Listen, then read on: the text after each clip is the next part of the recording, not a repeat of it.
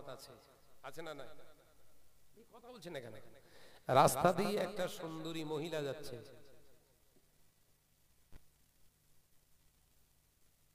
কি যাচ্ছে? রাস্তা দিয়ে একটা সুন্দরী মহিলা যাচ্ছে, ওই মহিলার দিকে তাকিয়েছেন খারাপ নজরে, ওটাও হলো আমানতের খেয়ানত। কথা বোঝাতে পারলাম না? আচ্ছা ছেড়ে দেন, কারুর বাড়িতে গেছেন, বন্ধু বান্ধবের বাড়িতে গেছেন, তার বউটার একটুখানি দেখতে ভালো, একবারের বা দুবার তাকিয়েছেন, এটাও আমানতের খেয়ানত। আলোচনা বুঝতে পারছেন তো নাকি? হ্যাঁ না বলেন না। তৃতীয় নাম্বার, সব গুনছেন তো নাকি? গুনছেন তো? তৃতীয় নাম্বার, বিশ্বাস করে আপনাকে একজন একটা কথা বলেছে, যে কোনো একটা কথা বলার পরে বললেন ভাই আপনি যেন কাউকে বলবেন না, আপনি দিব্য ওই ঘোষপুরির মোড়ে না গিয়ে চায়ের দোকানে ঠ্যাং নাড়াতি নাড়াতি দিব্য ঝেড়ে দিলেন। এগুলো করেন না? করেন? কথা বলছেন না? হয় না? হয় না? এটাও আমানতের খেয়ানত। আর দুটো একটা বলবো। স্বামী স্ত্রীকে রেখে কাজে চলে গেছে, মা বোনেরা শোনেন, স্ত্রীকে বাড়িতে রেখে স্বামী কাজে চলে গেছে, সেই সরলতার সুযোগ নিয়ে স্ত্রী অন্যের সঙ্গে পরকীয়ায় লিপ্ত হয়েছে, এটাও আমানতের খেয়ানত।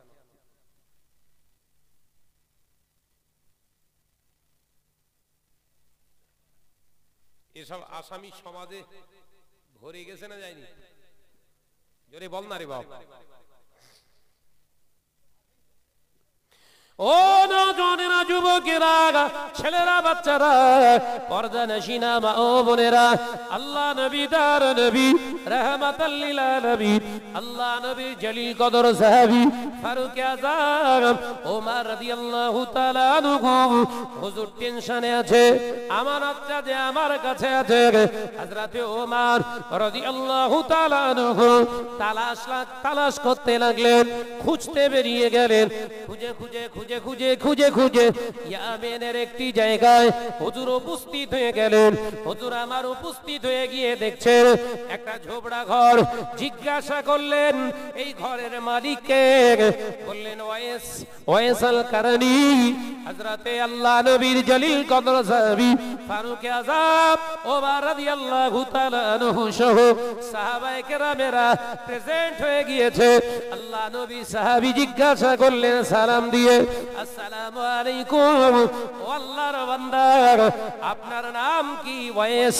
আল্লাহর ওই মাহবুব বান্দা বলেছিলেন আমি ওয়াইস ঠিকই, কিন্তু রাসূলুল্লাহ দরবার থেকে আসা মানুষ, আপনার গা থেকে শরীর থেকে খুশবু পাওয়া যায়, যে খুশবুটা আমার রাসূলুল্লাহর জিসম মোবারক থেকে পাওয়া যায়।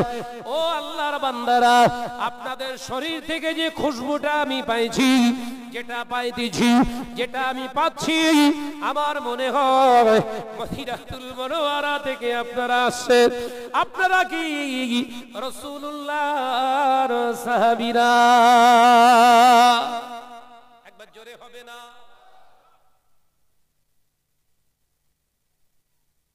শরীর থেকে খুশবু বেরোতো, আমাদের গার ধারে যাওয়ার মতো।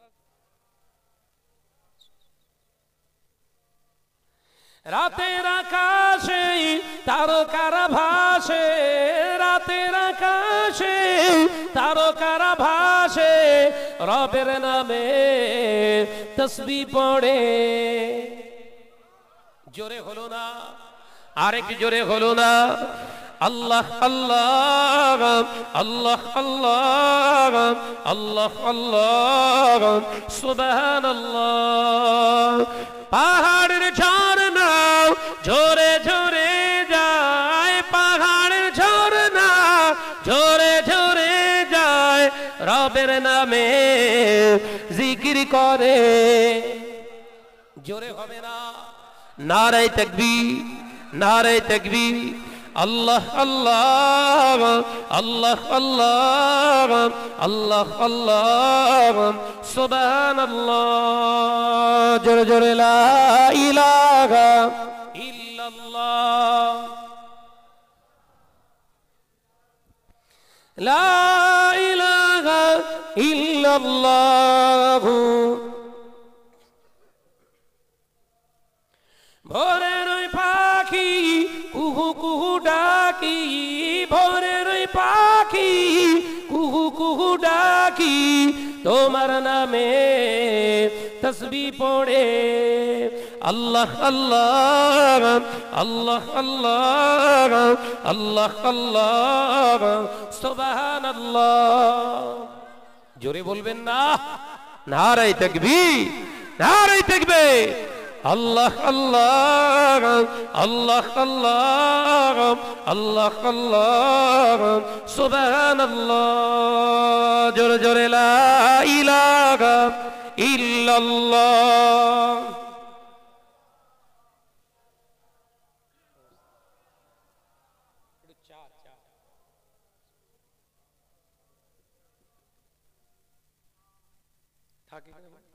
আমার নজনের যুবকেরা, আলোচনা বুঝতে পাচ্ছেন তো? বিশ্বনবীর সরকার দু আলম হুজুর আকরাম সাল্লাল্লাহু আলাইহি ওয়াসাল্লাম হযরতে ওমর রাদিয়াল্লাহু তাআলা এর হাতটা ধরে বললেন, বাবা ওমর, আমার ওয়াইসাল কারনীর সঙ্গে সাক্ষাৎ হলে অবশ্যই তুমি এই কথাটা তাকে জানিও। কি? সে দোয়া করলে আল্লাহ তার দোয়া ফেরায় না। একবার জোরে বলুন না। লিগার মিষ্টি কম দিয়ে, লিগারও কম দিয়ে, চা যদি না হয় গরম পানি হলেও হবে। কথা বুঝেছেন? যে কোনো চাপ নেই, কথা ঠিক না? বুঝে রে? হ্যাঁ, আমার নজনের যুবকেরা, বিশ্বনবীর সাহাবী ইন্তেকাল হয়ে গেলেন। হযরতে নবী পাক সাল্লাল্লাহু আলাইহি ওয়াসাল্লাম ইন্তেকাল হয়ে গেলেন। বিশ্বনবীর সাহাবী ফারুকে আযম ওমর রাদিয়াল্লাহু তাআলা আনহুর আগের খলিফা আমিরুল মুমিনিন হযরতে আবু বকর সিদ্দিক রাদিয়াল্লাহু তাআলা তিনিও ইন্তেকাল হয়ে গেলেন। এবার খলিফা পদে নিষিদ্ধ হলেন হযরতে ফারুকে আযম ওমর।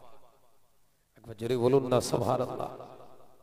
হযরতে ওমরের হাতে সেই রেখে যাওয়া রাসূলুল্লাহ, মনে পড়ছে তো?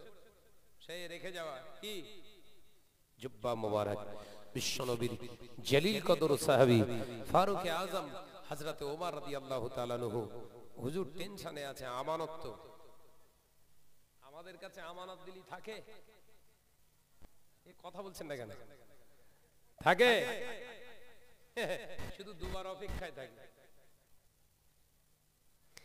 আল্লাহ নবী দো জাহানের বাদশা হাবিবুল্লাহ গে, নবী জনাবে মুহাম্মদুর রাসূলুল্লাহ গে সাল্লাল্লাহু আলাইহি ওয়াসাল্লাম পাক জবানে জানিয়ে দিলেন, আয়াতুন নিফাকুস সালাসা, মুনাফিক যারা হয় তাদের ভিতরে তিনটি আলামত দেখা যায়। এক নম্বরে আল্লাহ নবী জানিয়েছেন, ইজা হাদ্দাসা কাযিবা, তারা যখন কথা বলবে কথার ভিতরে মিথ্যা চালাবে।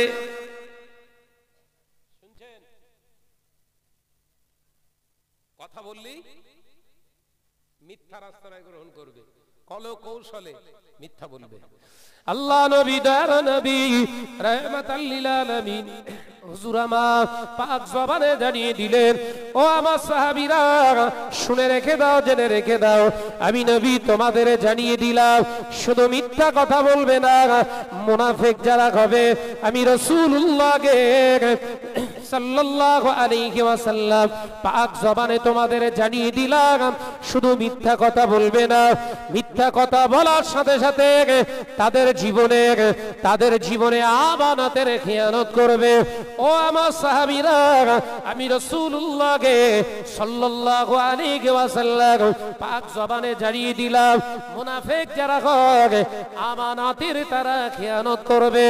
ও নওজওয়ানেরা, যুবকেরা, মুনাফিক যারা হয় মুনাফিকের তৃতীয় নাম্বার আলামত, তারা ওয়াদা করলে ওয়াদা খেলাপ করবে। এক নম্বরে হলো মিথ্যা কথা বলবে, দ্বিতীয় নম্বরে হলো আমানতের খেয়ানত করবে, তৃতীয় নাম্বার করে ওয়াদা করলে ওয়াদা নেভাবে না, অর্থাৎ ওয়াদা খেলাপকারী হবে। আমি রাসূলুল্লাহ জানিয়ে দিলাম, এই তিনটে বৈশিষ্ট্য যদি তাদের ভিতরে দেখতে পাওয়া যায়, এরা হলো বড় মুনাফিক। এর স্বভাব নেই তো নামাজ কালাও কাজ হবে না, বলো নামাজ কালামও দুমড়ে মুচড়ে ঢোকাবে। তিনটে স্বভাব ভিতর থেকে তাড়ান, মিথ্যা কথা বলা, আমানতের খেয়ানত করা। এখন আমানতের খেয়ানত প্রশ্ন আসতে পারে, ভাইজান আমি কারোর কাছ থেকে টাকা নিইনি, আমি কেউ আমার কাছে টাকা রাখিনি, আমি কারোর ফাঁকি দেইনি। ভালো করেছেন। আপনার জুব্বা মোবারক দিয়ে গিয়েছে, ও ভাই ফয়সাল করনি, আপনাকে জুব্বা মোবারক দিয়ে গেছে। আল্লাহ নবীর দয়ার নবীর সাহাবীরা দাঁড়িয়ে রইলেন, ঝরঝর ঝরঝর করে কাঁদতে লাগলেন। পাগড়ি মোবারকটা, হুজুরের জুব্বা মোবারকটা বুকে জড়িয়ে ধরে চুমাকে চোখে বুলিয়ে ঝরঝর ঝরঝর করে কাঁদতে লাগলেন। হযরত ফয়সাল করনি রাদিয়াল্লাহু তাআলা আনহু কেঁদে জারেদার হয়ে যেতে লাগলেন। আল্লাহর নবী সাহাবীরা বললেন, ও ভাই ফয়সাল করনি, কাঁদবেন না, আপনি দয়া করে একবার বলুন, রাসূল পাক হায়াতে থাকা অবস্থায় আপনি কেন মদিনায় এলেন না? আপনি কেন নবীর দরবারে এলেন না? আল্লাহ নবীর সাক্ষাৎ আপনার নসিবে হয়ে যেত। আল্লাহ নবী সাহাবীর কথার জবাবে বলে, ও নবী পাকের সাহাবীরা, আমি ফয়সাল করনি যেতে চেয়েছিলাম, বাড়ি থেকে যতবার আমি পা বাড়িয়েছি আমার অন্ধ জনম দুঃখিনী মা পিছন দিক থেকে আওয়াজ দিয়েছে, ও ফয়সাল করনি, বাবা এসরে আমাকে ফেলে যেও না, আমাকে একা ফেলে যেও না, আমি তোমার মা, জনম দুঃখিনী মা, চোখে দেখতে পায় না বাবা, আমাকে একা ফেলে যেও না, আমাকে এতিম করে রেখে যেও না। বাবা ফয়সাল করনি, আমি নামাজ পড়ি, আমার পাক না পাকের ব্যাপার আছে, তুমি যদি এখানে না থাকো আমি না পাক অবস্থায় পড়ে যাব, আমি নামাজ আর পড়তে পারবো না। বাবা ফয়সাল করনি, আমাকে ফেলে যেও না। একবার দুবার নয়, আমি 27 বার আমার নবীর দরবারে আমি যাওয়ার চেষ্টা করলাম, আমি যেতে পারলাম না। মা বাপের অবাধ্য হওয়া আল্লাহ কোরআনে হারাম করে দিয়েছে, আল্লাহ কোরআনেও জানিয়ে দিয়েছে, ওয়াসাইনাল ইনসানা বিওয়ালিদাইনি ইহসানা। আল্লাহ কোরআনে জানিয়েছে, আয়ে বান্দা, এই ছেলেরা, দুনিয়ার জমিনে তোদের পিতা মাতার অবাধ্য তোরা হবি না, বরঞ্চ তাদের সঙ্গে অবিল ওয়ালিদাইনি ইহসানা, তাদের সঙ্গে উত্তম আচরণ কর, তাদের সঙ্গে ইহসান সূচক আচরণ কর, অবাধ্য যেন হোস না। আমি আল্লাহর কোরআনের আমল করতে গিয়ে রাসূলুল্লাহ দিদার আমার নসিবে হলো না। ও নবী পাকের সাহাবীরা, আমি ফয়সাল করনি আমার নবীর দরবারে যাব বলে 27 বার চেষ্টা করলাম, নবীর দরবারে যেতে পারলাম না। আল্লাহ নবী সাহাবীরা হুজুরের কান্না দেখে হুজুরেরা কাঁদতে শুরু করলেন। ও ভাই ফয়সাল করনি, কাঁদবেন না, কাঁদবেন না, একবার দয়া করে বলুন আপনি কি জাদু আমার নবীকে করেছেন? আপনার মহব্বতের কোন সুতো আপনি নবীকে বেঁধে ফেলেছেন যে আপনার জন্য রাসূলুল্লাহ নিজের গায়ে জুব্বাটা দিয়ে গেলেন? হযরত ফয়সাল করনি রাদিয়াল্লাহু তাআলা আনহু ওই সময় বলেছিলেন, ও নবী পাকের সাহাবীরা, আপনারা তো জিহাদের ময়দানে গেছেন, রাসূলুল্লাহর সঙ্গে খানা খেয়েছেন, আল্লাহ নবীর সুন্নাতগুলো আদায় করেছেন, আমি আমার নবীর সুন্নাতগুলো আদায় করেছি, পার্থক্য কোথায় আপনারা দেখতে চান? একবার বলো ও নবী পাকের সাহাবীরা, আপনারা জানেন জঙ্গে খন্দকের ময়দানে পরীক্ষা খনন করার সময় ক্ষুধার জ্বালা সহ্য করতে পারে না, আল্লাহ নবী মোবারক পেট মোবারকেতে পাথর বেঁধেছিলেন। আমি ফয়সাল করনি শুনেছিলাম আল্লাহ নবী ক্ষুধার তাড়নায় পেটেতে পাথর বেঁধে আছে, খেতে পায় না। আমি ফয়সাল করনি সেই থেকে আমার নবীর সুন্নাতকে আদায় করার জন্য আজও পর্যন্ত পেটেতে পাথর বেঁধে আছি। একবার জোরে হবে না? ও নবী পাকের সাহাবীরা, আমি ওয়াইসাল কারণী আমার পেটের পাথর বাঁধা, আমি যখন খেতে বসি আমার মনে পড়ে যায় আমার নবী খেতে পায় না, আমার নবী দয়ার নবী খাবারের অভাবে পেটে পাথর বেঁধেছে। আমি ওয়াইসাল কারণী তখন পেট ভরে খানা খেতে পারি না, আমার বিবেকে বেঁধে যায়। আমি তখন আমার ওই পাথরটা এনে আমার পেটের সঙ্গে আমি বেঁধে রেখে দিই, ক্ষুধার তাড়নাটাকে সহ্য করার জন্য। আমার নবীর সুন্নাত আজও আমার কাছে আছে। একবার জোরে হয় না? আপনারা তো নবীকে মহব্বত করেছেন, নবীর সাহাবী তো আপনারা। ওই দেখি সুন্নাতটা সাথে ফারুক আযম চচ্চর করে যাচ্ছে। তাই তো আমরা নবীর কি সুন্নাত আদায় করছি।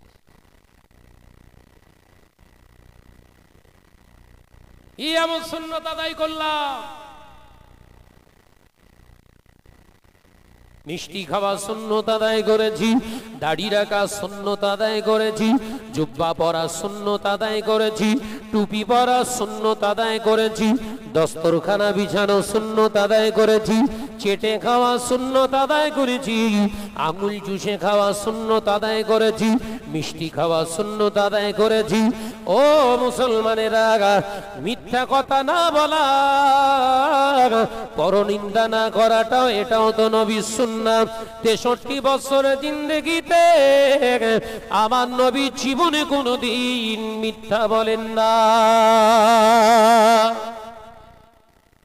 এত সুন্নাত আদায় করলেন, এই সুন্নাতটা কবে হবে?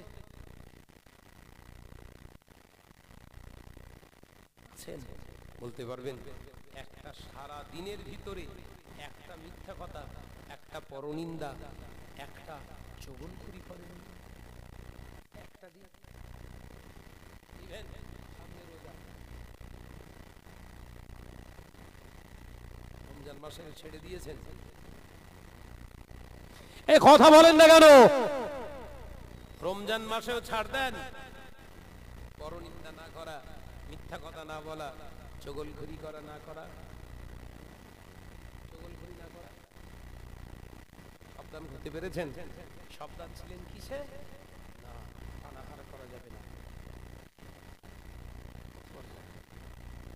পানাহার করা যাবে না, রোজা হলে রোজা ভেঙে যাবে।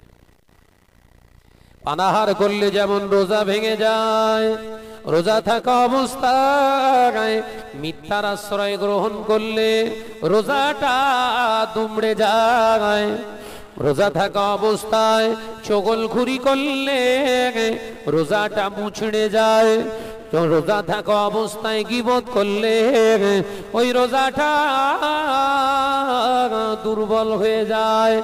এ সোনা মানুষেরা, নজন যুবকেরা, পর্দানশীনা মা বোনেরা, তাহলে রোজা রেখে মিথ্যা যদি বন্ধ না করতে পারে, রোজা রেখে যদি পরনিন্দা না বন্ধ করতে পারে, রোজা রেখে যদি চগলখড়ি না বন্ধ করতে পারেন, কিসের আপনার রোজা?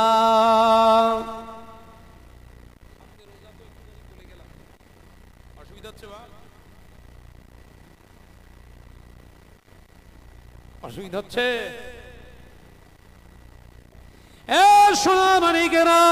আরো একটা জিনিস সাবধান হয়ে যান, মাহে রমজান আসছে, মসজিদে মসজিদে ইফতার দেন, মসজিদে মসজিদে ইফতার খাওয়ার আগে চিন্তা করবেন আজকের ইফতার দিয়েছে কে, ওই ব্যক্তিটা সম্পর্কে আপনারা ধারণা কি? যদিও হারামখোর হয়, হারামের ব্যবসা করে, ওর বিবি যদি মহিলা সমিতির টাকা লেনদেন করে, বন্ধন গ্রুপের লেনদেন যদি করে, ও যদি আপনার গোটা গোটা তরমুজ দেয়, ওর ইফতার করে যদি রোজাটা আপনি শেষ করেন, আপনার রোজা আল্লাহর দরবারে কবুল হলো না।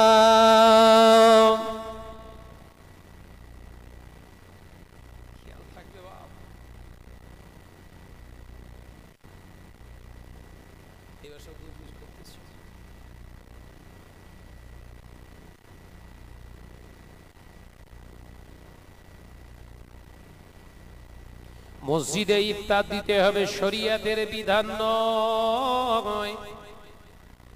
মসজিদে ইফতার করতে হবে এটা শরীয়তের বিধান নয়। মসজিদে জামায়াতের সঙ্গে ইফতার না করলে গুনাহ হবে এটা শরীয়তের হুকুম নয়।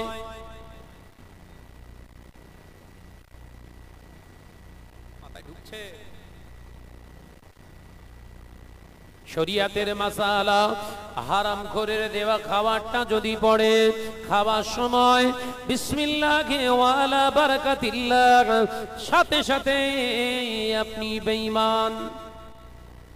মাথায় ঢোকে না ওয়াজ, অসুবিধা হচ্ছে? আজ থেকে 30-35 বছর আগে এলাকায় যখন আমার মুরব্বীরা রোজা রাখতেন, আব্বা জান, চাচা জান, দাদু জানেরা রোজা রাখতেন, 35-36 বছর আগে অত সুন্দর কলা, আপেল, খেজুর, খরমা নিয়ে করতে পারতেন না। তারা এক মুষ্টি চাল ঘর থেকে ওই কাঁচা চাল হাতে নিয়ে বিসমিল্লাহি ওয়া আলা বারাকাতিল্লাহ বলে গালে ফেলে দিতেন। চিবিয়ে চিবিয়ে চিবিয়ে চিবিয়ে আলো পানি দিয়ে ইফতার করেছে। ওই রোজাদারটা রমজান মাসে শয়নে স্বপনে রাসূলুল্লাহর দিদার নসিব হয়ে গেছে।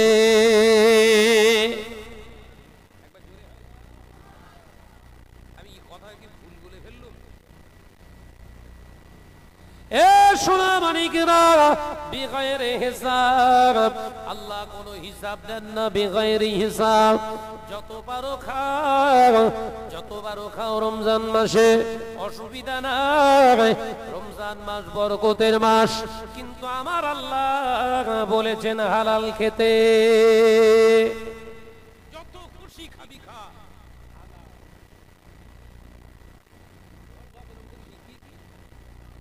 বলছে না কি কি আল্লাহ বলেছে নাকি করে দিতা বিসমিল্লাহি ওয়ালা বারাকাতুহু দিয়ে দাও। কবরে সাপ মারা গর্ত কি বলতে চায় না ভাই, কেন বলতে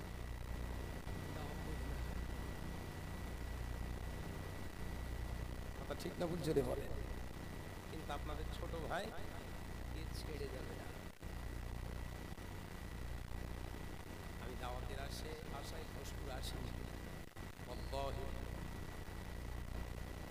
আল্লাহর কসম খেয়ে বলছি, স্টেজে যখন পা রাখি এই নিয়তে রাখি, যতক্ষণ আল্লাহ হায়াতে রাখবেন স্টেজে আল্লাহর জন্য কিছু কথা বলবেন।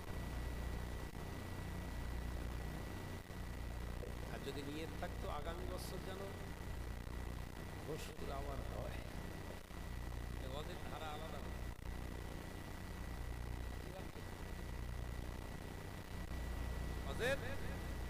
ধারা সম্পূর্ণ আলাদা হতো, এত পবিত্র দাওয়াত বাড়বে, কবরে আগুন জ্বালবে।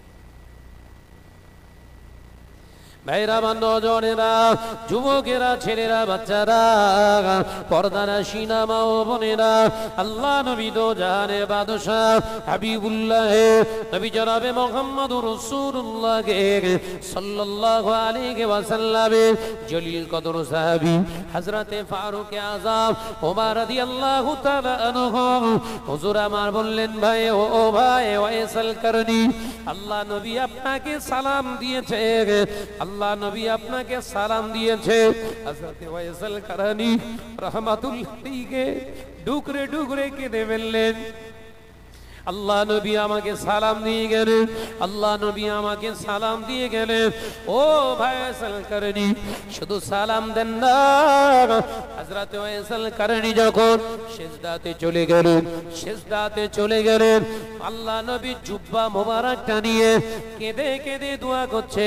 হযরত ওয়াইসাল করনি আল্লাহর নবী সাহাবী হযরত ওয়াইসাল করনিকে বলতে লাগলেন, ও ভাই ওয়াইসাল করনি, আপনি রাসূলুল্লাহর উম্মতদের জন্য দোয়া করুন, আল্লাহ পাক যেন জাহান্নামের আযাব থেকে maaf করে দেন। হযরত ওয়াইসাল কারনী রাহমাতুল্লাহ আলাইহি আল্লাহ নবীর পাগল ওয়াইসাল কারনী দোয়া চাইলেন, মুনাজাত শেষ করলেন।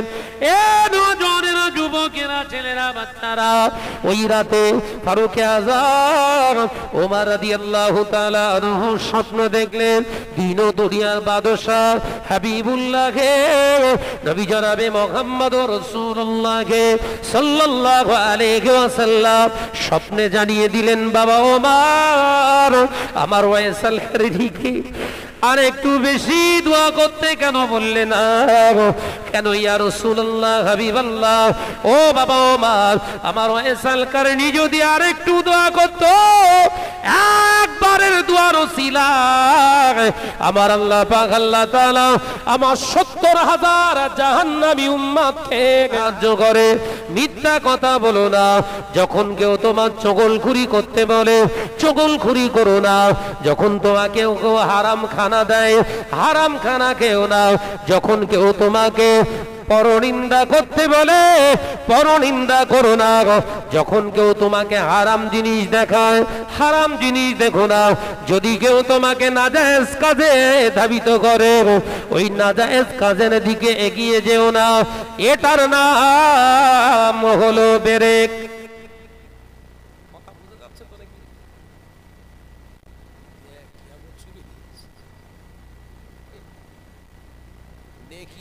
অসুবিধা হচ্ছে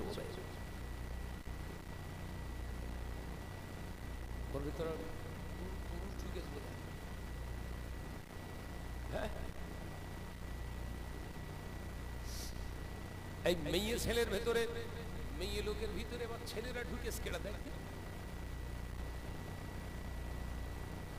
চাপ খুব বিশাল ব্যাপার।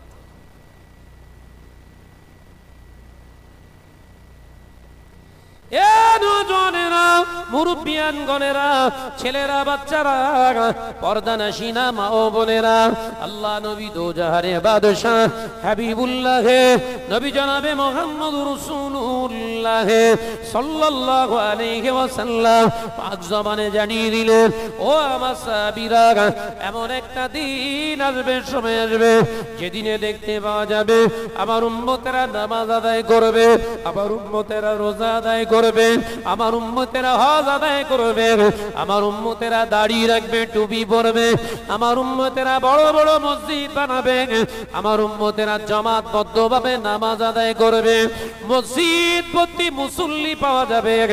আল্লাহকে ভয় করা মুসলমানের অভাব হয়ে যাবে।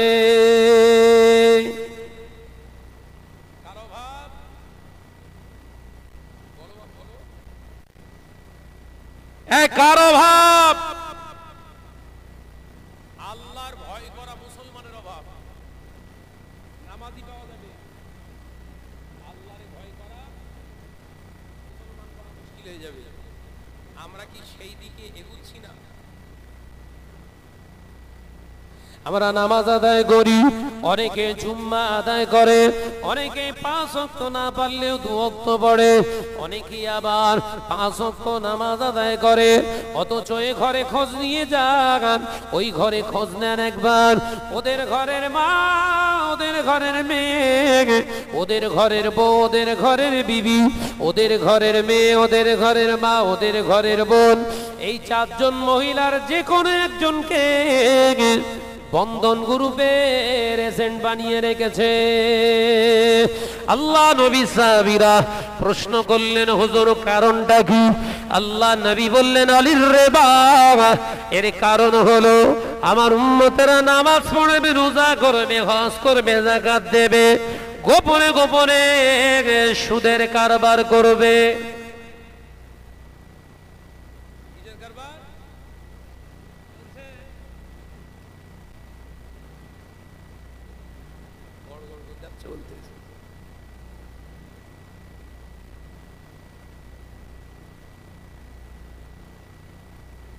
নামাজ আদায় করো, রোজা আদায় করো, হজ করেছো, মুখেতে দাঁড়িয়ে আছে মুসলমান, ৫ ওয়াক্ত নামাজ আদায় করো, ঘরের বিবিটাকে নামাজি বানাতে পারলে না।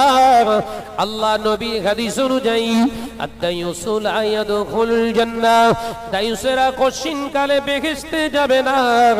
ও মুসলমানেরা, ঘরের বিবি যদি জাহান্নামে যায়, তোকে আল্লাহ কোন জান্নাতে দেবে বল?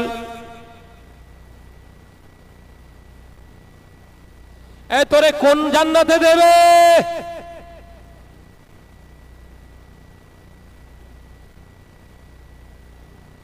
নবীর একটা দুটো বিবি নয়, আমাদের আম্মা জানের সংখ্যা ছিল 11 জন। 11 জন আম্মা জান রিদওয়ানুল্লাহি তাআলা আলাইহি আজমাইন গণ হুজুররা ছিলেন। আম্মা জানদের ভিতরে কেউ বেনামাজি ছিলেন না, বেপরোয়া চলাফেরা করতেন না, বেগানা পুরুষদের সঙ্গে অবৈধ কথা বলতেন না। ও পর্দানশীলা মা বোনেরা, শুনে রেখে দেন, জেনে রেখে দেন, অনেক ঘরে, আমাদের ঘরের মা বোনেরা এরা বোরখা পরা শুরু করেছে। বোরখা এরা পরে আল্লাহর ভয়ে নয়, এরা বোরখা পরে এলাকার মানুষ যেন আমার না দেখতে পায়, আমায় যেন না চিনতে পারে। ওই জন্য ঘরের মেয়ে ছেলেগুলা বোরখা পরে পার্কে ঘোরে।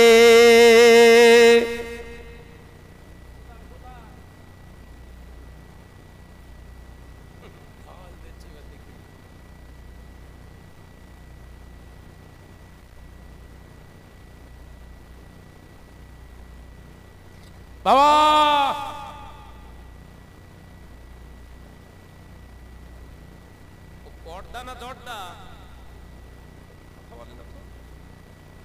যে ঘরের মেয়েটা বোরখা পরে এই আজকে জলসার বাজারে ঘোরাঘুরি করছিল, পর্দা করেছ না জর্দা? সব চুপ করে সব টেনশনে পড়ে গেছে। কোথায় জর্দা খেলে একটা খুশবু বেরোয় না? আমি জীবনে খাইনি, যারা খাই কিনা জর্দা যেগুলো সেন তো বহু জিনিস খেলি তো সেন পাওয়া যাবে। চাষা বসে বসে মতিয়ার ঝুলতেছ বোধহয়।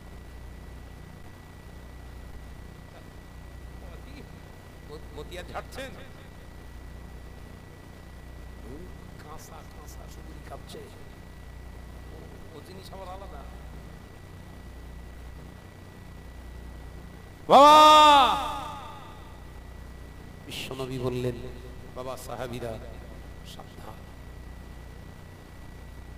এমন একটা দিন আসবে, সময় আসবে, সেদিনে দেখবে মহিলারা লেবাস পরিধান করছে দামি, কিন্তু উলাঙ্গিনীর সমতুল্য। ড্রেসটা হবে কি কম দামি? দামি। একটা বোরকার দাম 2500 টাকা।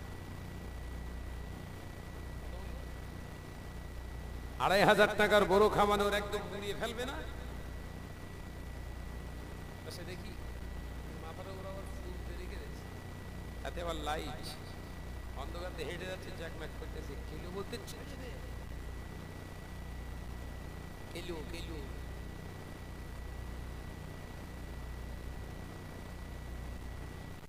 কি ভাবছেন ওটা বোরখা না টোরখা?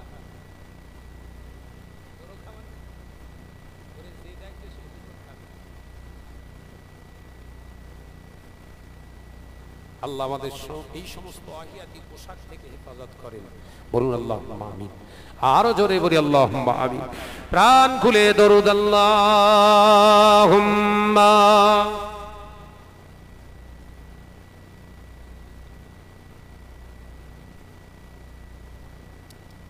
মহাব্বতের সঙ্গে ওয়া আলা আলি।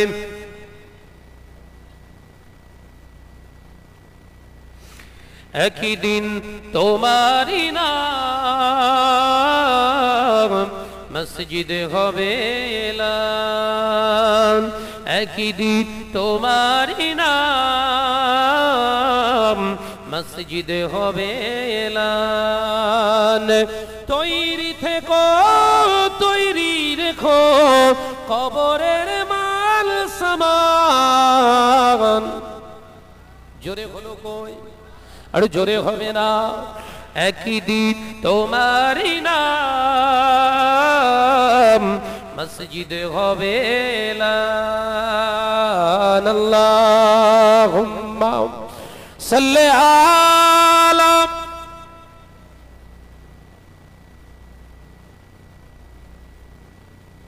ওয়া আলা আলি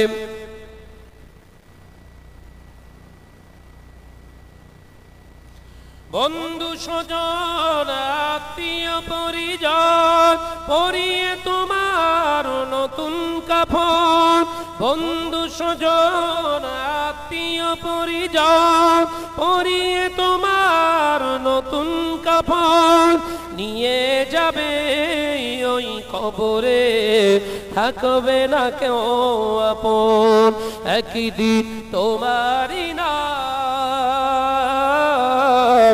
মসজিদে হবে এলান একদিন তোমারই নাম মসজিদে হবে এলান আল্লাহুম্মা সাল্লি আলা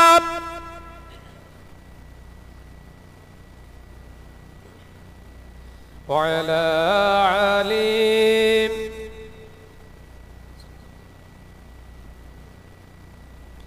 টাকা কড়ি গাড়ি বাড়ি থাকবে না কেউ সঙ্গে তোমার টাকা কড়ি গাড়ি বাড়ি থাকবে না কেউ সঙ্গে তোমার থাকবে সেদিন সঙ্গী হয়ে নূর নবীর সুন্নাহ জোরে হবে না আর একটু জোরে হবে না থাকবে সেদিন সঙ্গী হয়ে নূর নবীর সুন্নাহ একদিন তোমারই নাম মসজিদে হবে এলান একদিন তোমারই নাম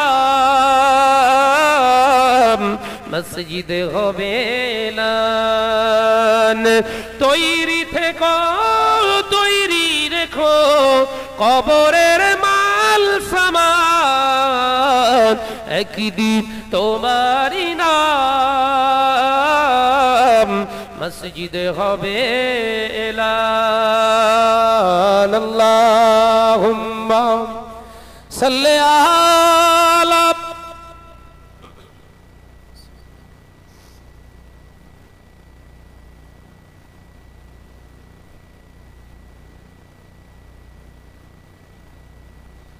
আমার নওজওয়ানেরা যুবকেরা ছেলেরা বাচ্চারা পর্দারা শিনা মা ও বোনেরা তাহলে এই জবানে যদি ব্রেক লাগানো যায় আর ইত্তেবায়ে সুন্নাতে নববীর উপরে যদি জীবন গড়ানো যায় তাহলে প্রতিটা পদক্ষেপে আল্লাহ দোয়া কবুল করবে একবার জোরে বলো জোরে হবে না হাজার হাজার ফিলিস্তিনে জান চলে গেছে 50,000-এর অধিক ফিলিস্তিনের জান চলে গেছে ফিলিস্তিন এখনো মুসলমানদের হাতে রেখেছে বড় আফসোসের বিষয় আমাদের ওয়াকাফ সম্পত্তিটা আমরা হাতে রাখতে পারছি না ভুলে গেছেন ওয়াকাফ বিল নিয়ে বড় বড় নেতা বড় বড় লিডার বড় বড় হুজুর আমরা সব প্রতিবাদ করলাম রোখা গেছে পাস করে দিয়েছে এটা কাদের গল্প কলিকাতা রানী রাসমণি শুধু নয় মসজিদে জুমাতেও আমরা নামাজের পরে দোয়া করেছি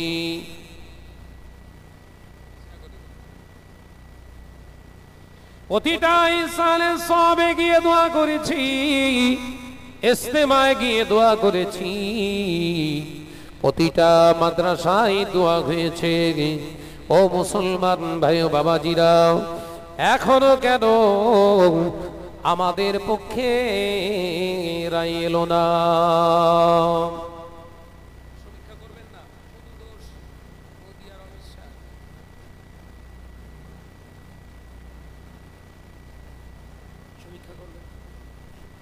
সুদখোরের আল্লাহর নামা আল্লাহর দরবারে নামাজ কবুল হয় না সুদখোরের রোজা আল্লাহর দরবারে কবুল হয় না সুদখোরের হজ আল্লাহর দরবারে কবুল হয় না, সুদখোরের দান আল্লাহর দরবারে কবুল হয় না।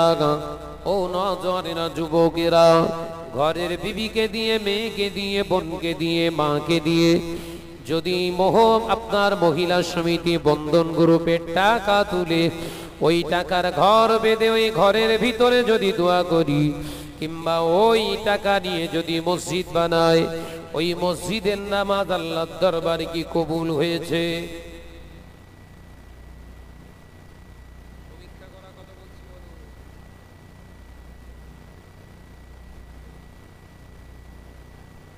গাজাবাসীরা গাজায় প্রবেশের অনুমতি পেয়ে গিয়েছে।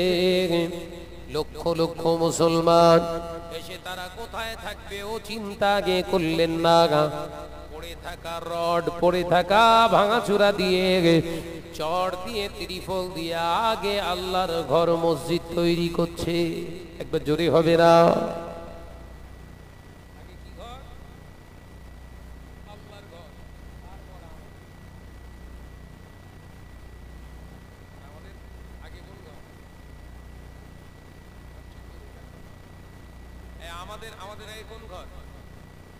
আগে আমার ঘর, তারপর মসজিদ ঘর, আগে আমার ঘর, তারপরে মসজিদ ঘর। ও নওজওয়ানেরা, যুবকেরা, মসজিদগুলো আমরা বানাচ্ছি অতি শান শওকাতের, অতি সুন্দর সুন্দর মসজিদ বানাচ্ছি, কিন্তু অবাক এবং আফসোসের বিষয় হলো মসজিদগুলো শরিয়ত মোতাবেক হচ্ছে না, যার কারণে মসজিদের কালার ভালো হচ্ছে, মসজিদে নামাজ আদায় করলে নামাজে মন বসছে না।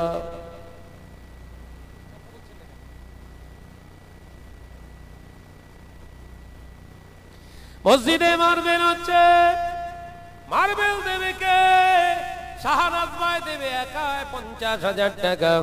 যত মসজিদের চাতোয়ালি, যত ফ্লোরের মার্বেল লাগবে সব শাহনাজ ভাই দেবে। শাহনাজ ভাই একা ফ্লোরের সব টালি দিয়েছে। আল্লাহর বান্দারা, মনে কষ্ট নেবেন না, ব্যথা নেবেন না। এই ফ্লোরে যত পাথর লাগানো হয়েছে, ওই পাথরটা শাহনাজের টাকায় যদি হয়, আর শাহনাজ যদি হারাম করে হয়, ওই হারামের ব্যবসায়ীর কাছ থেকে মেরে নেওয়া, ছেড়ে নেওয়া, আপনার খারাপ রাস্তায় ইনকাম করা টাকাটা যদি মসজিদের মার্বেলের মেজের পাথর হয়, ওই মেজের উপরে, ওই মার্বেলের উপরে কপাল ঠেকালে কি আল্লাহকে পাওয়া যায়?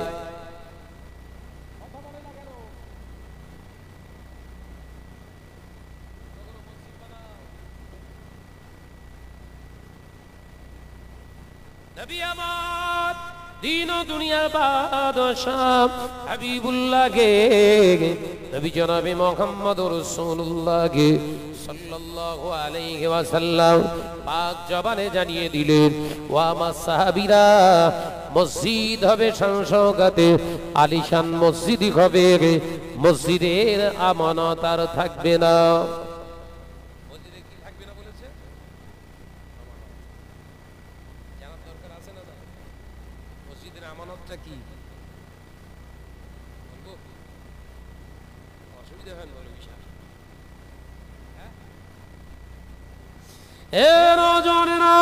মসজিদের 1 নাম্বার আমানত, যে জায়গায় মসজিদ নির্মাণ করা হবে দখলকৃত জায়গা যেন না হয়, মেরে নেওয়া, কেড়ে নেওয়া জায়গা যেন না হয়, ভেস্টেড ল্যান্ড যেন না হয়, অর্থাৎ ওই সমস্ত জায়গায় মসজিদ তৈরি করা হারাম।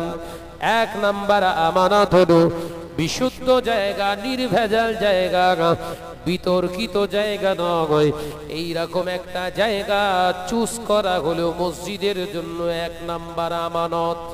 একবার জোরে হবে না? দান করেছে 4 শতক, মসজিদ হয়েছে 6 শতক।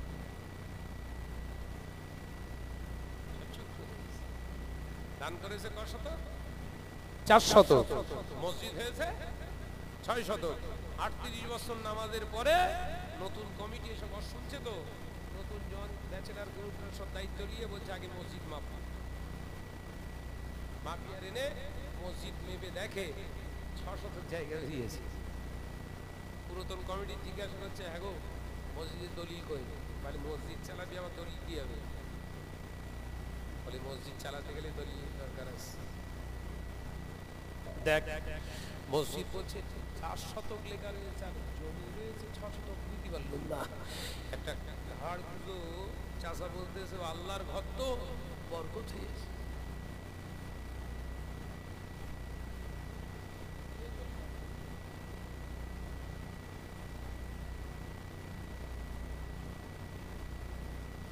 কবরে বাস পড়বে না পড়বে না?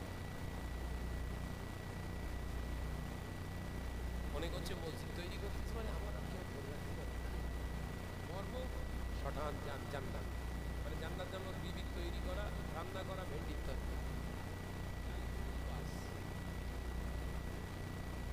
রাগ হচ্ছে নাকি বাপ? নজনেরা, যুবকেরা, ছেলেরা, বাচ্চারা, দ্বিতীয় নাম্বার মসজিদের আমানত, 2 নাম্বার হলো আমানত।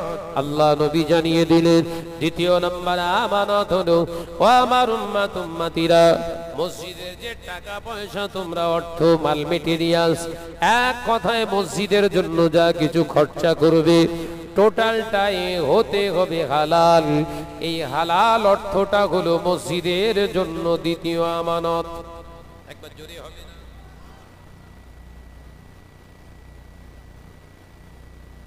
যা টাকা লাগাতে হবে সব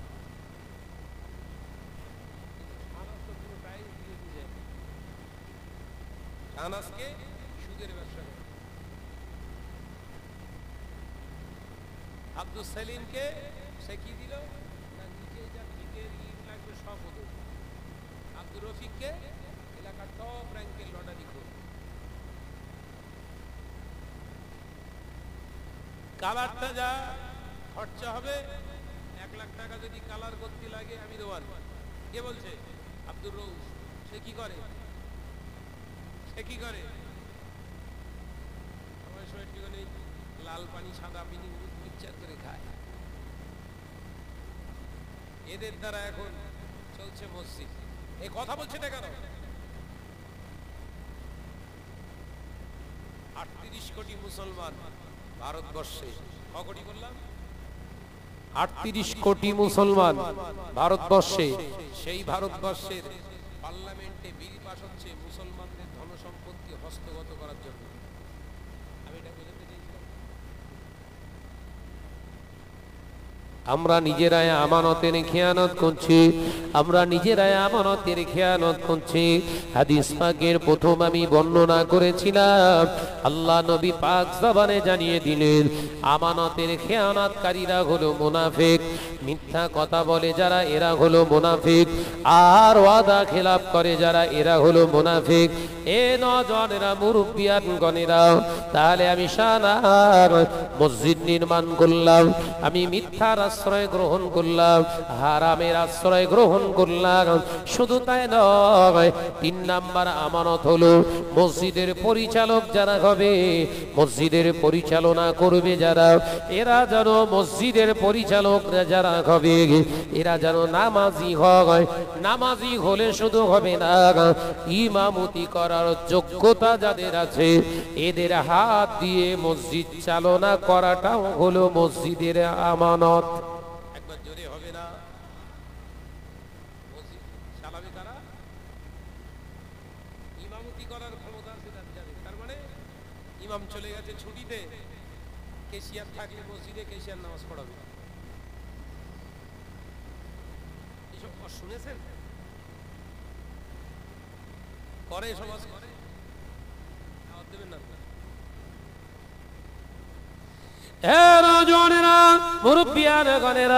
ছেলেরা, বাচ্চারা, আল্লাহ নবী জানিয়ে দিয়ে গেলেন মসজিদগুলো কম্পিটিশন করে করা হবে, অর্থাৎ কালারফুল মসজিদ বানানো হবে, কিন্তু মসজিদের আমানত থাকবে না। ও নওজওয়ানেরা, যুবকেরা, ছেলেরা, বাচ্চারা, মুসলিম সমাজ আজকে ধ্বংসের দিকে। তার কারণ হলো ভারতবর্ষের মুসলমানদের উপরে এত পরিমাণে প্রেশার ক্রিয়েট করা হচ্ছে। তার কারণ অন্য কিছু নয়, মুসলমান আমরা যারা নিজেদেরকে দাবি করি, আমরা নিজেরাই তো আল্লাহর বিধান মানি না, তাহলে আমাদের রেখে যাওয়া ওই ওয়াকফ বোর্ডের সম্পত্তি কেন আমাদের শুধু একা রাখবে? সেই জন্য তারা বিল পাস করে আমাদের সম্পত্তি তারা হস্তগত করে নিজের ইচ্ছা মতো চালনা করছে। ও নওজওয়ানেরা, আপনাদের মনে পড়ছে কিনা জানি না, আজ থেকে 4 থেকে 5 বছর আগে আমি নসিহত করেছিলাম, ওয়াজ করেছিলাম, এমন একটা দিন সামনে আসতে চলেছে এই ধর্মীয় অনুষ্ঠান করতে গেলেও সরকারের বিনা পারমিশনে আপনি করতে পারবেন না।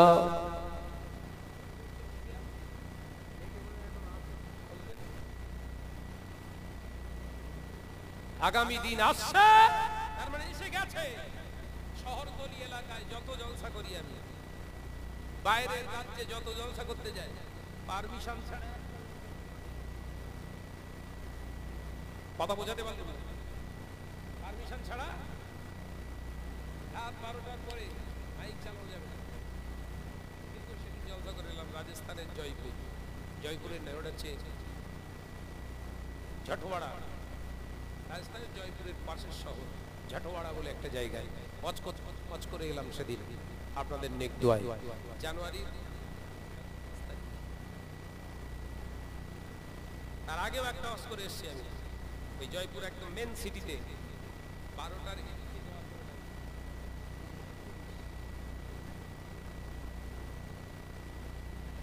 মুসলমান শুনে রেখে দেন, জেনে রেখে দেন, যখন আপনি আল্লাহর বিধানকে আপনি মানবেন না, আল্লাহর বিধানকে বুড়ো আঙুল দেখাবেন, যখন আল্লাহর নবীর হাদিসগুলোকে আপনি বুড়ো আঙুল দেখাবেন, যখন কোরআনকে আপনি বুড়ো আঙুল দেখাবেন, তখন আমার আল্লাহ জালেম সরকার নিযুক্ত করে তোমাদেরকে এরকম বুড়ো আঙুল দেখাবে, প্রেশার ক্রিয়েট করে করে ধর্ম আচার বিধি বিধানগুলোকে বন্ধ করা হবে। ও নওজওয়ানেরা, যুবকেরা, ছেলেরা, বাচ্চারা, এরকম করতে করতে করতে করতে আল্লাহ নবী জানিয়েছে এমন একটা সময় আসবে ভারতবর্ষের মুসলমানদের ঈমান পাকা হবে। আস্তে আস্তে তারা নিজেদের শোধরাতে থাকবে, শোধরাতে শোধরাতে শোধরাতে শোধরাতে মুসলমানদের 3টে টিম তৈরি হবে। ভারতবর্ষের মুসলমানদের 3টে গোষ্ঠী তৈরি হবে। একটা গোষ্ঠীর সঙ্গে সরাসরি জিহাদ শুরু হয়ে যাবে, মুসলমান ভার্সেস মুশরিকদের জিহাদ হবে। ওই জিহাদেই প্রথম চান্সের মুসলমানগুলো শহীদ হয়ে যাবে। আল্লাহ নবী পাক জবানে জানিয়ে দিলেন, এই গাজওয়ায়ে হিন্দে, গাজওয়াতুল হিন্দে যারা প্রথম শহীদ হয়ে যাবে, এদের মর্যাদাটা আমার আল্লাহ বদরের সাহাবীদের ন্যায় হয়ে যাবে।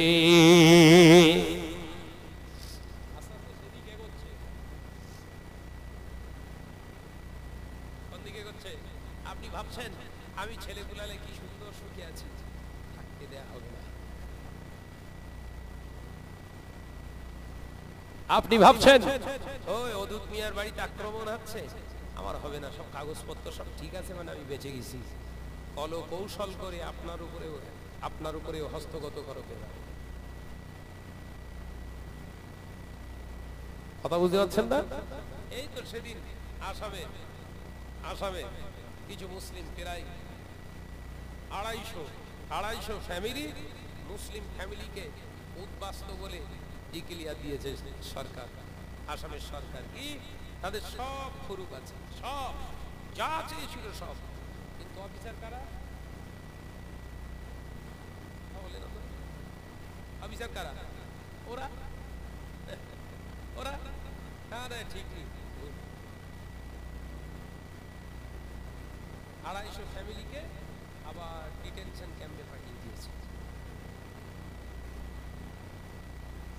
ও মুরব্বিয়ানেরা, নওজওয়ানেরা, যুবকেরা ফিরে চলে যান, ফিরে চলে একটু চলুন, চলে যায় একটু আপনার ফিলিস্তিনের জমিনে, প্যালেস্তাইনের জমিনে চলে যান। ওখানকার মুসলমানরা 1 লাখ 2 লাখ নয়, 25 লক্ষ মানুষের বসবাস।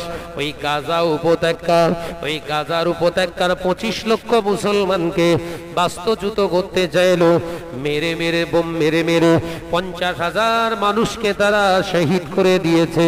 বেশি অংশ শিশু আর মহিলা, 50,000-এর উপরে মুসলমান শহীদ হয়ে গেল। ও নওজওয়ানেরা, মুরব্বিয়ানগণেরা, ওই গাজার মুসলমানেরা হয়তো তারা সাময়িক একটু বাস্তুচ্যুত হয়েছিল, কিন্তু অবাক হয়ে যাবে, বুকে বুক লাগিয়ে যেখানে পৃথিবীর জমিনে 57টা দেশে মুসলমান রাষ্ট্র হিসাবে বিবেচিত হয়েছে, 57টা মুসলিম রাষ্ট্রনায়ক মুসলমান তাদের পাশে দাঁড়ালো না। ইরান, লেবানন আর ইয়েমেন বলে একটি দেশ, এই 3টে দেশ তাদের পাশে সহযোগিতা করেছে। ও বাবাজিরা, তারা দাঁতে দাঁত দিয়ে বুকে বুক ঠেকিয়ে লড়াই করে গেছে।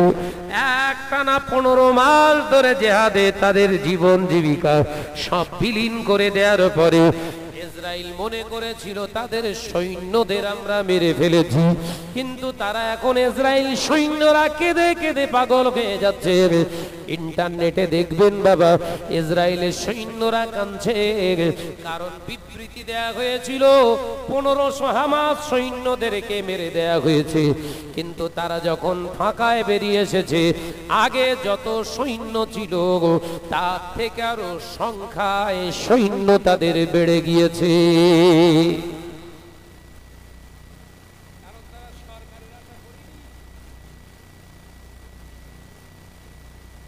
সরকারের আশা পৃথিবীর কোন রাষ্ট্রনায়ক তাদের সহযোগিতা করবে আশা করিনি। তারা কিছু কিছু সময় বলেছিল, আল্লাহকে, গোটা পৃথিবীর মুসলমান আল্লাহকে ভয় করুন। মাঝে মাঝে বলেছিল না, আল্লাহকে আপনারা ভয় করুন, নীরব নিথর দর্শকের ভূমিকা পালন করবেন না, আল্লাহকে ভয় করুন বলেছিল। আজকে যখন তারা বেরোচ্ছে, 40,000 তারা অনুমান করেছিল হামাস সৈন্য, এখন তাকে 40,000 না, তারা বলেছিল 15,000 সৈন্যকে মেরে ফেলেছি, এখন তাকে 40,000-এর বেশি সব গর্ত থেকে ইহুদির বাচ্চার মতো বেরোচ্ছে সব। ইসরায়েল সৈন্যদের হাতে যে মেশিনগুলো, অস্ত্রগুলো ছিল, হামাসের হাতেও সেই অস্ত্র আছে। তাই এখন ইসরায়েলের অবৈধ সন্তানেরা জিহাদের ময়দান ছেড়ে কাঁদতে কাঁদতে কাপুরুষের মতো ঘরের দিকে ফিরছে। আল্লাহ বললেন, যারা হকের রাস্তায় থাকে তাদের জয়ী করার দায়িত্ব আমার। একবার জোরে বলুন, হ্যাঁ জোরে হবে না সুবহানাল্লাহ। আমরা হকের রাস্তায় নেই, ওই জন্য বিল পাস হচ্ছে আমাদের কাছ থেকে। যদি মসজিদ বাঁচাতে চান, মাদ্রাসা বাঁচাতে চান, নিজের প্রপার্টি বাঁচাতে চান, ঈদগাহ বাঁচাতে চান, তাহলে প্রথম আন্দোলন করুন, পাড়া থেকে, গ্রাম থেকে সুদগুলো বন্ধ করতে হবে। বুঝাতে পারলাম না? কি বন্ধ করতে হবে? সুদখোরের কোনো ইবাদত নেই তো। এলাকার মেম্বার তো আপনার সহযোগিতা করবে না, এলাকার প্রধান তো অমুসলিম, সে আপনার সহযোগী হবে না, এলাকার এমএলএ সেও আপনার সহযোগিতা করবে না, এলাকার এমপি সেও আপনার সহযোগিতা করবে না। নিজের ফ্যামিলিকে নিজে হেফাজত না ফেলে পেচ্ছাপ ফিরে পানি যায় না, হক মেরতে যাওয়া, ফুসফুস করে মেরতে বগল, তারপর বগল থেকে এমন দুর্গন্ধ বেরোচ্ছে পাঁটা পর্যন্ত ওর কাছে আসে না। তাহলে ওর বউ কত কষ্টে আছে।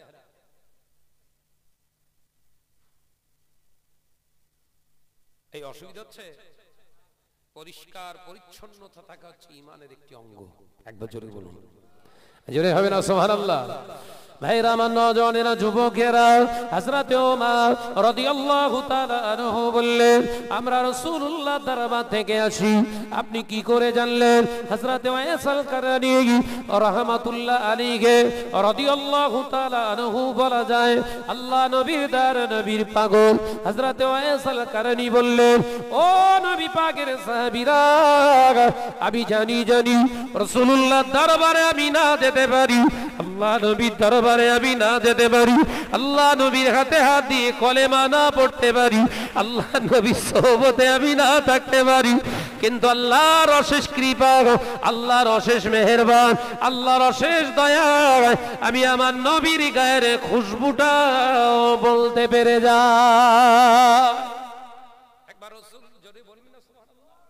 একবার জোরে হবে না সুবহানাল্লাহ?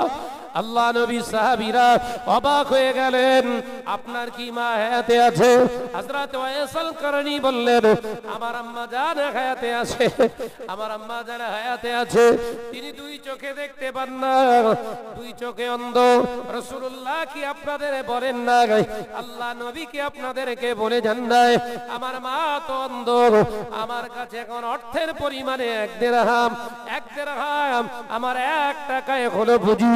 আল্লাহ নবী সাহাবীদের বলতে লাগলেন, ও নবী পাকের সাহাবীরা, আমি ওয়াইসাল করনী, আমি আমার নবীকে মহব্বত ততটা করতে পারিনি, তবে আমার নবীর প্রতিটা সুন্নাত আমার জীবনে আমি ধারণ করতে চেষ্টা করেছি। ও নবী পাকের সাহাবীরা, শুনে রেখে দেন, জেনে রেখে দেন, আপনারা তো নবী পাকের সাহাবী, আপনারা তো নবীর হাতে হাত দিয়ে কলেমা পড়েছেন, আপনাদের তাকদীর কত ভালো, আপনারা তো রাসূলুল্লাহর পিছনে নামাজ আদায় করেছেন। ও নবী পাকের সাহাবীরা, আপনাদের নসিব তো অনেক বড়, আপনারা নবী পাক সাল্লাল্লাহু আলাইহি ওয়াসাল্লামের সঙ্গে জিহাদের ময়দানে শরীক হয়েছেন। আমার নসিবটা আল্লাহ দা করে দিয়েছে, আমি আমার নসিবের বিরোধিতা করি না, কিন্তু আমার বড় আফসোস হয়, আমার নবী হায়াতে থাকা অবস্থায় আমার নবীর কাছে আমি যেতে পারলাম না। আল্লাহর নবীর সাহাবীরা অবাক হয়ে চায়ে কাঁদতে লাগলেন, ও ভাই ওয়াইসাল করনী, আপনি নবীর দরবারে না যেতে পারেন, রাসূলুল্লাহর দরবারে না যেতে পারেন, নবীর হাতে হাত দিয়ে কলেমা না পড়তে পারেন, আল্লাহ নবীর পিছনে নামাজ না আদায় করতে পারেন, আপনার তাকদীর যে অনেক বড়। আপনি বলছেন আপনার তাকদীর ভালো নয়, কিন্তু না না না, আপনার তাকদীর যে অনেক বড়, তাকদীর বড় বলে রাসূলুল্লাহ নিজের গায়ের জুব্বা মোবারকটা আপনাকে হাদিয়া দিয়ে গেছে। একবার জোরে হবে না? শুকরিয়া। কি দিয়ে গেছে? জুব্বা। যে জুব্বা মুবারক রাসূলুল্লাহ দিয়ে যাচ্ছে, আর এখন পাগড়ি চুরি করা হচ্ছে। কি সমস্যা! কথাটা আমি বলতে চাইনি ভাইজান। পীরজাদা বাংলা আসামের হাজী মুফতি আজম আব্বাজান মেজলা হুজুর পীরি কেবলা রহমাতুল্লাহ আলাইহির ছোট সাহেবজাদা পীর আল্লামা নুরউদ্দিন সিদ্দিকী রহমাতুল্লাহ আলাইহির ছোট সাহেবজাদা পীরজাদা আলহাজ হযরত মাওলানা ভাইজান মিনহাজ উদ্দিন সিদ্দিকী ভাইজান হুজুর কেবলা আমাকে ফোন করে বললেন, মুয়াজ্জিন সাহেব, আমাকে মুয়াজ্জিন বলে সবাই ডাকেন, কবে থেকে? হুজুর কেবলা হায়াতে থাকা অবস্থায় মাটির মসজিদে মুয়াজ্জিন বানিয়েছিলেন। কে? মেজলা হুজুর পীর কেবলা রহমাতুল্লাহ আলাইহি। সেই থেকে আজও দরবারের ভাইজান হুজুর কেবলারা সকলে আমাকে কি বলে ডাকে? মুয়াজ্জিন সাহেব বলে ডাকে।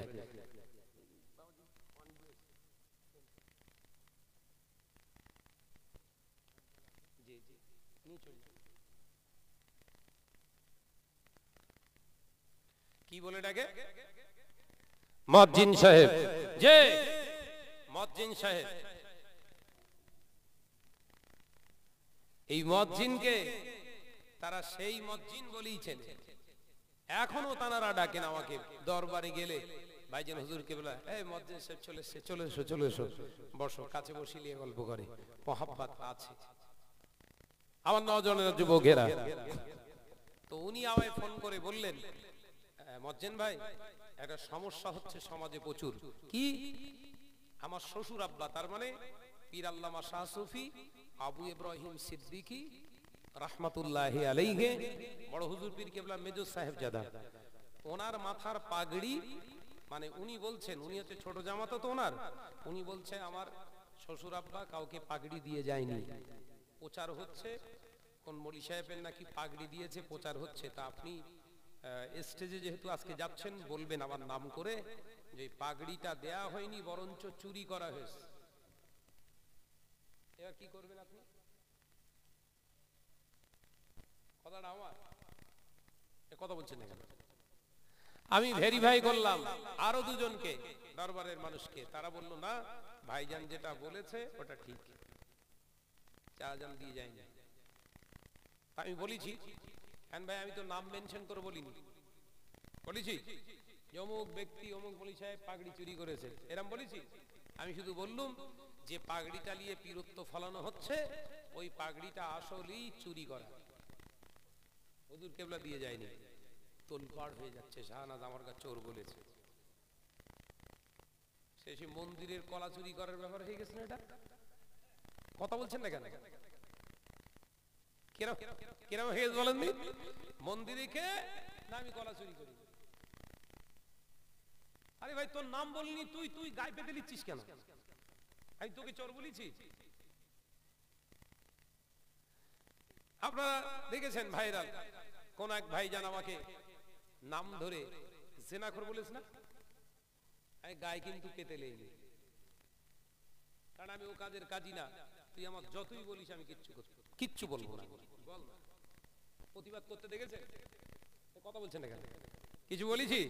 কিচ্ছু বলিনি, যা ইচ্ছা বলেন, কিচ্ছু নেই। আর করিনি বলেন, কৈফিয়ত দেবেন আপনি। কথা বলছেন ঠিক না, বুঝরে বলেন আমার নওজোয়ান যুবকেরা। তাহলে আপনি যদি চুরি না করেন আপনি কেন আর স্টেজে বলতে যাবেন? কথা ঠিক না, বুঝরে বলেন আমার নওজোয়ান যুবকেরা। তাই আজকে সমাজে আমি বোঝাতে চেয়েছিলাম, রাসূলুল্লাহ নিজের জুব্বা মোবারক দিয়ে যাচ্ছেন সাহাবীদের হাতে, দায়িত্ব দিয়ে এটা পৌঁছে দিও, ওয়াইস আল কারনিকে পৌঁছে দিও, কারণ সে আমাকে মহব্বত করে। একবার জোরে বলুন না, হ্যাঁ জোরে হবে না?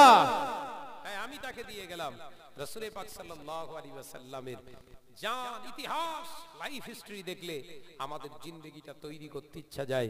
ভাইরা আমার নওজোয়ান যুবকেরা, হযরতে ওয়াইস আল কারনি হুজুরকে যেই বললেন আপনার নসিব তো অনেক বড়, যেটা আমরা পাইনি আপনি পাচ্ছেন। আমরা সাহাবী হয়েও যেটা রাসূলুল্লাহর কাছ থেকে পাইনি, আপনি সাহাবী না হয়েও রাসূলুল্লাহকে সাক্ষাৎ না করেও আপনি সেটা পেলেন। আপনার তাকদীর তো আল্লাহ বুলান্দ করে দিয়েছে। একবার জোরে বলুন, জোরে হবে না?